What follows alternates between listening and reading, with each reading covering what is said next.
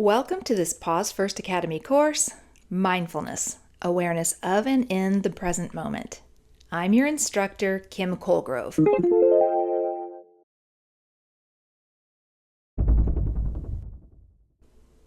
Okay, so awareness in and of the present moment. What the heck does that mean? It's about developing the ability to direct your own attention or your own awareness into the here and now, right here, right now, this present moment, anytime it will serve you. So it really is just about developing the ability to direct your own awareness. Now, there are two aspects of this awareness I'd like you to consider. Present moment awareness, I've been talking about that, and also self-awareness. In a nutshell, mindfulness leaves the past, stays out of the future, focuses here and now, and focuses on self. It's about bringing your mind to where your body is. We all know the experience of being physically present, but mentally elsewhere. I mean, you might be doing it right now. You might be listening to this, but not hearing it.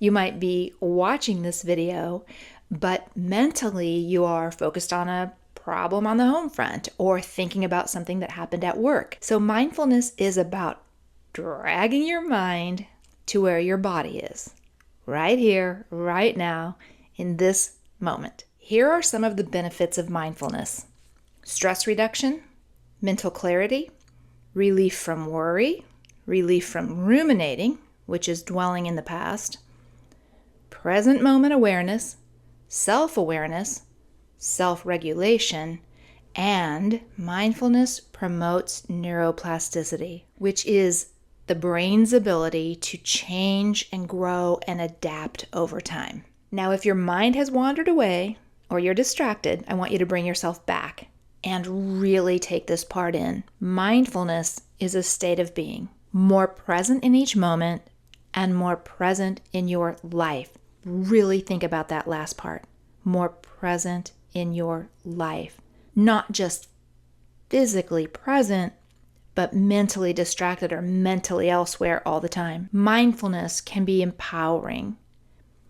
Mindfulness can bring stress relief and mental clarity, and it can help build better relationships.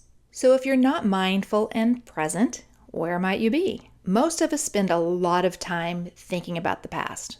It's called ruminating. And dwelling in the past tends to elicit feelings of guilt and regret and resentment. I wish I wouldn't have done that. I wish he wouldn't have said that. I wish she wouldn't have done that. I wish things were different. We all know someone who's stuck in the past. And the thing is, we don't have any power in the past. We can't go back. We can't redo or undo anything.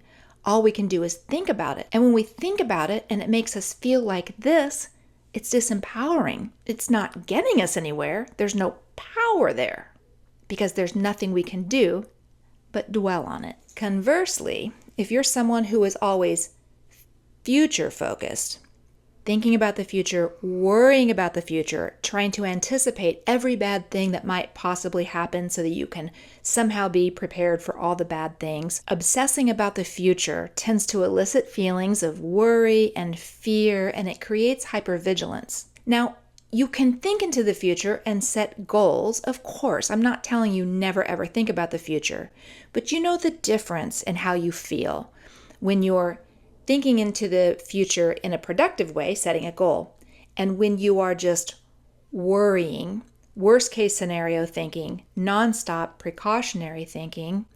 And listen, a high percentage of the things we worry about never come to pass, but man, we spend a lot of our mental energy and our time and effort worrying about those things. Practicing mindfulness and developing the ability to be fully present on demand provides stress relief, mental clarity, and so much more. And when you understand this intellectually and you begin to experiment with it, you find out in pretty short order that it's a game changer.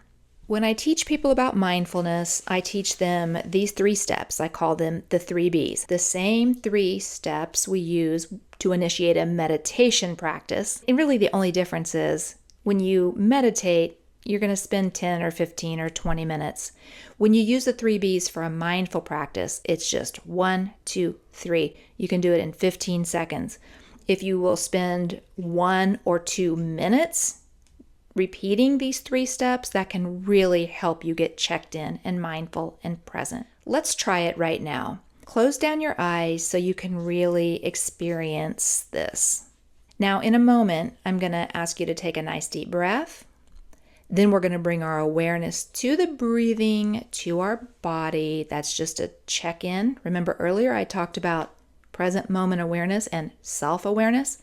So shifting your mind to yourself, to your body, to what's really going on with you. That's that self-awareness piece. And then step 3, just be. We're just going to pause and we're breathing. All right? And then you can just repeat those 3 steps until you feel a shift. You get yourself checked in. You're back in the moment. All right, let's give it a shot. Step 1, take a nice full breath.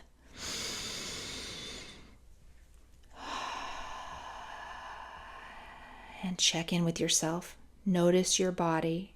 How does that breath feel? Keep breathing.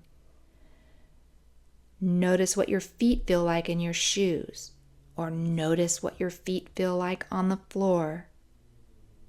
Observe where your body is in contact with your chair. Just find some way, whatever works for you to become more self-aware, bringing your awareness to the body.